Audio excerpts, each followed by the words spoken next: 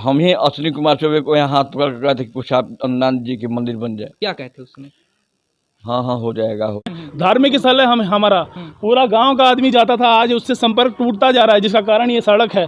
कौन नहा धो के पूजा पाठ करने के लिए इसमें इसको हेल के इसको पार करके जाएगा? तो सड़क का तो दयनीय दशा है। चाहे सबसे बड़ी बात है, ये रास्ता जो जाता है वो अहिल्या माता मंदिर के पास जाता है, जो कि अहिल्या माता के मंदिर जाने के लिए कोई रास्ता भी नहीं है। कोई रास्ता नहीं। अगर ये गांव में भी घुसे तो कोई भी रास्ता नहीं। बहुत परेशानी है जी। किस तरह का परेशानी है? परेशानी है कि यहाँ पर पानी इतना जाम लगता है कि देख लीजिए मेरा गोड़ कैसा है, सर करके हो गया है, ककुलाते हम लोग डीएम से मिले हैं, बीडीओ साहब से मिले हैं, सब कहता है कि हो जाएगा, लेकिन कोरोना के लिए कोई सुनता नहीं है हम लोग की बात को। हम लोग बहुत परेशानी से झेल रहे हैं। नाली का निर्माण के लिए वहाँ पे हम लोगों ने वार्ड मेंबर से सवाल किया कि आप क्या कर रहे हैं, तो हम लोग को विभिन्न प्रकार के मामलों में फंसाने का कोशिश किया जा रहा है कि हम लोग जाके जो आवाज़ हम लोग आवाज़ नहीं उठाएं। का जो मुखिया का सीट है वो आरक्षित है। यहाँ के मुखिया शिव बलमराम है और उनके माध्यम से मतलब उनको ढाल बनाकर और हरजनक लगाने की बात की जाती है वार्ड मेंबरों के द्वारा।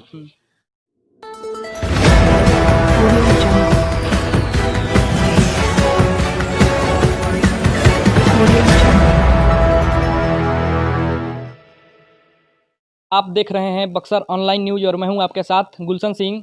इस वक्त हम मौजूद हैं सदर प्रखंड क्षेत्र के अहिरौली गांव में। यहां पर हमको ग्रामीणों से जानकारी मिली कि यहां का जो विख्यात मंदिर है बक्सर ज़िले का अहिल्या मंदिर, यहां पर आने जाने का कोई रास्ता नहीं है और इसी रास्ते को लेकर यहां के जो स्थानीय लोग हैं वो काफ़ी आक्रोशित हैं, काफ़ी दुखित हैं और उनका कहना है कि यहाँ के जो जनप्रतिनिधि हैं, जितने भी जनप्रतिनिधि हुए, चाहे वो मुखिया हैं, सरपंच हैं या फिर आपको सांसद हैं, विधायक हैं, जो भी हैं, वो कभी इधर के जो प्रॉब्लम है यहाँ का रास्ते का, नाली का, इस पर ध्यान नहीं दिए। यहाँ तक कि जो यह अहिल्या मंदिर है, इस मंदिर का निर्माण तक कराने के लिए किसी ने पहल नहीं किया। अंत में जब किसी ने सहायता नहीं की, सहयोग नहीं की, तो यहाँ के जो स्थानीय ग्रामीण हैं, अहिरौली वासी, सभी लोग आपस में पैसे चंदा इकट्ठा करके अभी मंदिर निर्माण का कार्य चला रहे हैं। कि त्रेता युग में जब भगवान श्री राम महर्षि विश्वामित्र के साथ बक्सर यात्रा पर थे राक्षसों का वध करने के लिए, तो उस दौरान यहाँ पर वे आए हुए थे। यहाँ पर माता अहिल्या जो हैं यहाँ पर, इनका ये गौतम ऋषि एक थे, उनके ही पत्नी थी और गौतम ऋषि के श्राप से ये पत्थर बन गई थी, जिनको महर्षि विश्वामित्र ने भगवान श्री राम से कहा कि इनका उद्धार करिए, आप ही के पग से इनका उद्धार होगा। जिसके बाद भगवान श्री राम इस आश्रम में आए और माता अहिल्या का उद्धार किए। तो इतना बड़ा महत्व वाला जगह और इसका इस तरह से उपेक्षित रहना काफ़ी दुर्भाग्यपूर्ण बात है। ये पूरे बक्सर के लिए नहीं, पूरे भारत के लिए, क्योंकि भारत हमारा जो है वो धार्मिक देश है और पौराणिक और ऐतिहासिक स्थल अहिरौली, जो कि अहिल्या माता के नाम से विख्यात है, इस जगह का इस तरह से उपेक्षित रहना कहीं ना कहीं यह दर्शाता है कि यहाँ के जितने भी सांसद, मंत्री, विधायक, मुखिया जो भी हैं, वो इसके लिए तत्पर नहीं है, इसके लिए जागरूक नहीं है। लेकिन जनता क्या करेगी? जनता तो अब चुनाव आ गया है, देखा जा रहा है कि हर जगह प्रत्याशी घूमने लगे हैं, पार्टियां अपने अपनी एजेंडा लेकर घूमने लगी हैं, लेकिन इस मूल विकास पर कोई ध्यान नहीं देता है। यदि यहाँ पर लोग कहते हैं कि यदि यहाँ पर अहिल्या मंदिर बन जाता और यहाँ का जो रास्ता है वो सब बन जाता, तो यहाँ पर टूरिस्ट आने लगते और काफ़ी यहाँ के लोगों का विकास होता। लेकिन दुर्भाग्य है। तो आइए हम लोग जानते हैं, कुछ लोग हैं यहाँ के, उनसे पूछेंगे और उनकी समस्या जानेंगे। हमारे साथ एक यहाँ पर मंदिर के पास ही एक बुजुर्ग हैं, उनसे हम लोग जानेंगे कि यहाँ का जो दुर्दशा है उस पर इन लोगों का क्या कहना है। बाबा, आपका नाम क्या है? सुरेंद्र नाथ चौबे नाम है। अच्छा, यहीं पर आप रहते हैं? जी हाँ। तो जो मंदिर का निर्माण हो रहा है, कैसे हो रहा है ये? गाँव वासी, हमारे गाँव के सब जो माननीय आदमी हैं, वो चंदा इकट्ठा करके अपने पास से पैसा ला करके मंदिर का निर्माण कर रहे हैं। जी, तो इसके लिए आप लोग, जैसे मंदिर आप लोग को बनाना पड़ रहा है, इतना विख्यात मंदिर है यहाँ जी का, हाँ। तो इसके लिए आप लोग कभी यहाँ के जो जिला प्रशासन है या जो जनप्रतिनिधि आपसे वोट लेने आते हैं, उनसे आप लोग कभी नहीं कहे?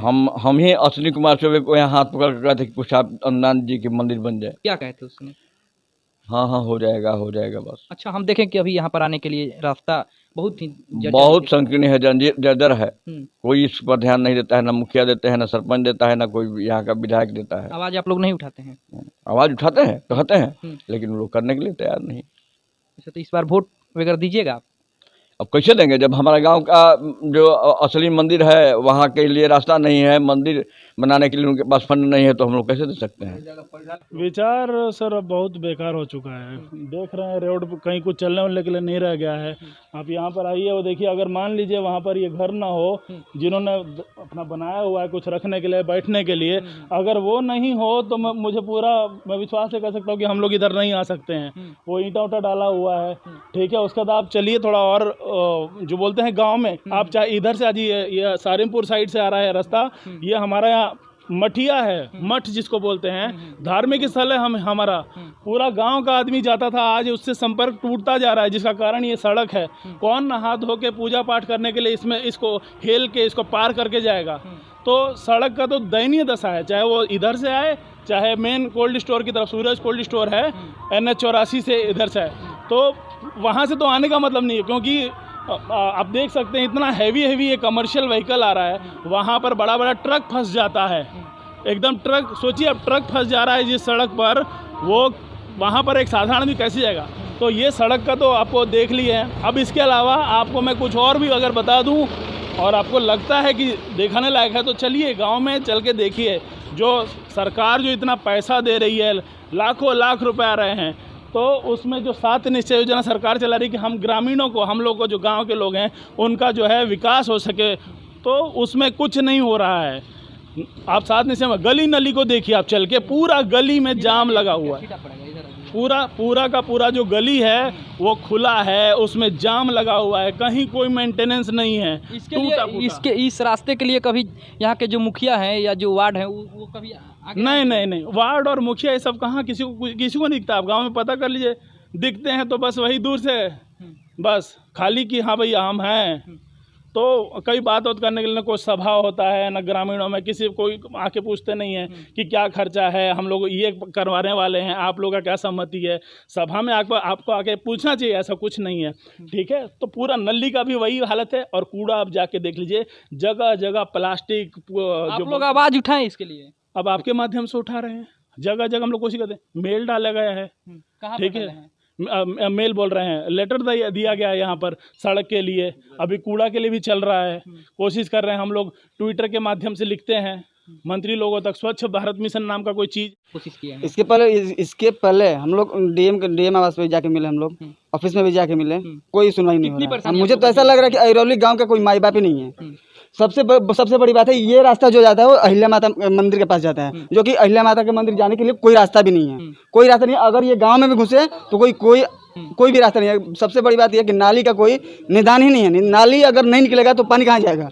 निकास नहीं है, नाली का निकास नहीं है, रोड भी नहीं है। और ये आज से नहीं है, आज 10 तो बना हुआ है, सॉरी नहीं, नाली तो हर जगह है, बट उसका पानी का निकास होना चाहिए ना। निकासी नहीं है, पानी का निकास कहीं पर भी नहीं है। अहिरौली गाँव का नहीं, किसी भी गाँव का निकास नहीं है नाली का। जिसका इसी कारण है कि उसी का कारण ये है कि यहाँ पे पानी जल जमा हो रहा है। यहाँ पे देख लीजिए आप, देखें हम लोग पूरा ये यहाँ पे भी नहीं। अगर सूरज कोल्ड स्टोर यहाँ पे, वहाँ से अगर अहिरौली गांव में इन करोगे आप, तो वहाँ पे भी नहीं, कोई भी गाड़ी नहीं आ पाएगी। 2 चक्का हो 4 चक्का हो, कोई भी गाड़ी नहीं आ पाएगी अहिरौली गाँव में। अच्छा, क्या नाम है आपका? मेरा नाम सुजीत पांडे हुआ। यहीं के रहने वाले? जी। बाबा है, एक बाबा से जानेंगे। बाबा, आप लोग को कितनी परेशानी झेलनी पड़ती है? बहुत परेशानी है जी। किस तरह का परेशानी है? परेशानी है कि यहाँ पर पानी इतना जाम लगता है कि देख लीजिए मेरा गोड़ कैसा है, सर करके हो गया है, ककुलाते हम लोग डीएम से मिले हैं, BDO साहब से मिले हैं, सब कहता है कि हो जाएगा, लेकिन कोरोना के लिए कोई सुनता नहीं है हम लोग की बात को। हम लोग बहुत परेशानी से झेल रहे हैं।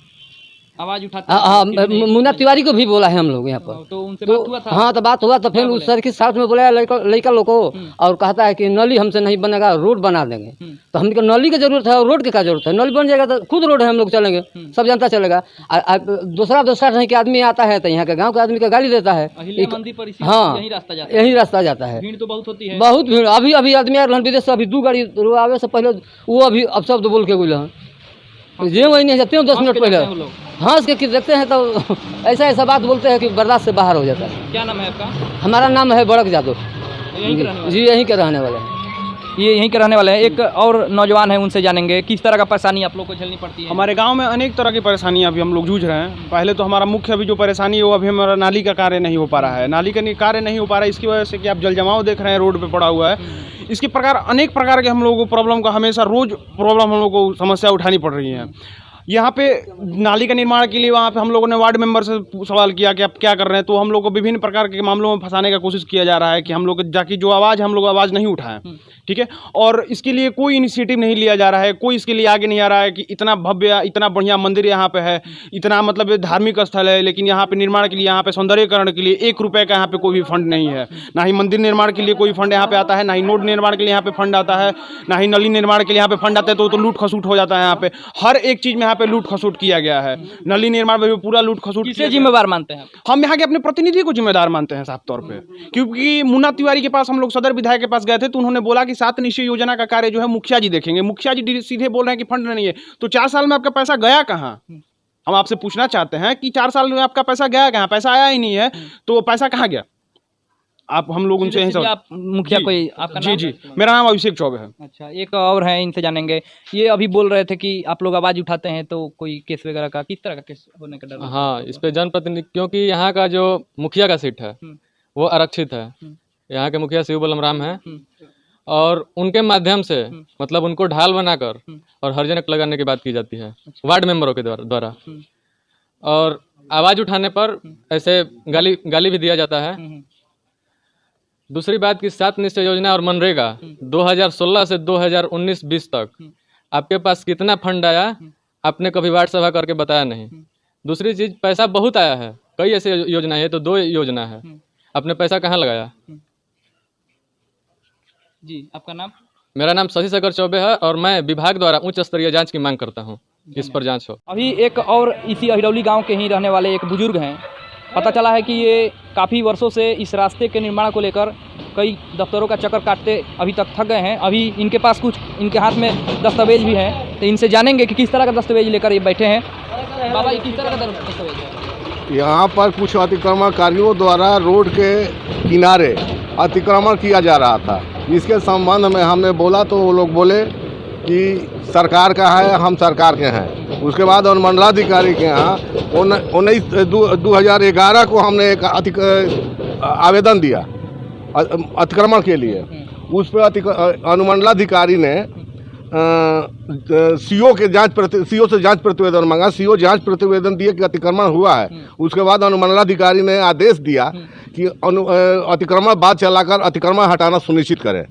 4-5 साल तक हम चक्कर काटते रहे, कोई कुछ नहीं किया। उसके बाद हमने 2019 में लोक शिकायत निवारण पदाधिकारी बक्सर के यहाँ एक आवेदन दिया, उसी के संदर्भ में। वहाँ से समय बीत गया। प्राधिकार ने कहा कि मैट्रिक का इंटर का परीक्षा चल रहा है। अतिक्रमण बाद संख्या 10 चलाकर नोटिस निर्गत किया। उसके बाद हिला हवाला दिया कि पुलिस बल नहीं मिल रहा है, जिसके चलते अतिक्रमण नहीं हटाया जा सका। आपके प्रयासों के बाद कभी यहाँ पर जिला प्रशासन की तरफ से कोई नहीं। उसके बाद बताते हैं। उसके बाद हम अपील में गए जिला लोक शिकायत निवारण पदाधिकारी के यहाँ। उसके बाद वहाँ से आदेश हुआ 29/7/2020 को, लेकिन आज तक हम चक्कर काटते रहे। अनुमंडलाधिकारी के यहाँ एक इसी के संदर्भ में पत्र लिखकर दिया, जिसका रिसीविंग हमारे पास है। पुनः कलेक्टर साहब को के यहाँ दिया। इस संबंध में इसको संलग्न करते हुए 3/7/2020 को, लेकिन उसके बावजूद भी अभी तक कुछ कार्रवाई नहीं किया गया, और न कोई यहाँ पर जांच करने के लिए आया। इसकी सारी कॉपी आपको मैं दे रहा हूँ, इसको समझ लीजिएगा। बाबा, आपका नाम क्या है? रविंद्रनाथ चौबे। अच्छा, जैसा कि आप लोगों ने देखा कि ये एक बुजुर्ग थे रविंद्रनाथ चौबे जी। इनका कहना है कि ये काफ़ी वर्षों से 2011 से ये लगातार इस रास्ते के निर्माण को लेकर कई दफ्तरों का चक्कर काट रहे हैं। बावजूद इसके इनके प्रयास इतने करने के बाद यहाँ पर कोई जिला प्रशासन की तरफ से कोई अधिकारी तक नहीं आया, और हर जगह इनको ये अपील में भी गए, लोक शिकायत निवारण विभाग में भी गए, हर जगह गए, कलेक्टर तक गए हैं, लेकिन कहीं से किसी ने इनका हेल्प नहीं किया। और हेल्प क्या है, ये तो पूरे गांव का लड़ाई लड़ रहे थे, लेकिन इनका साथ कोई नहीं दिया। यहाँ पर जिला प्रशासन का भी लापरवाही साफ तौर पर देखा जा सकता है। धन्यवाद।